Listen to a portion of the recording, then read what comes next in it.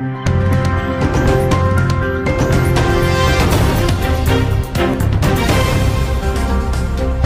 Jungle.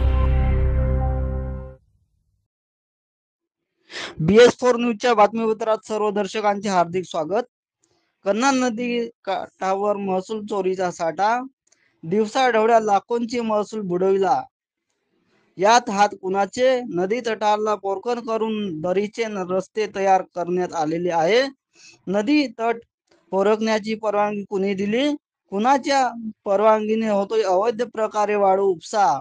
Mauda महसूल विभाग करतोय तरी काय? जिल्हाधिकाऱ्यांनी लक्ष घालून तात्काळ कारवाई करावी अशी मागणी नागरिकांकडून केली जात आहे। तालुक्यातील महसूल अधिकारी, कोतवाल, तलाठी मंडळ, महसूल निरीक्षक झोपीत नाही का असा प्रश्न निर्माण झाला आहे। कन्हा नदीच्या राहाडी काठावर रेती साठा महसूल चोरट्यांनी उलट्या बोंबा घालून घरकुलाची रेती पळवत आहे। मौदा तहसील अंतर्गत येत असलेल्या बापदेव तलाठी साजाक मध्ये कुणाच्या परवानगीने होतो रेतीची उचल?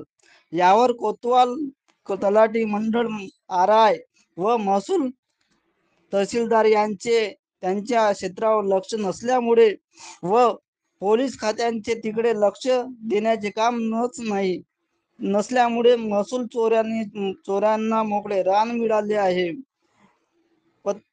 पत्रामध्ये मुबलक रेतीसाठा नसताना सुद्धा नदीच्या कुशीवर वार केला जात आहे।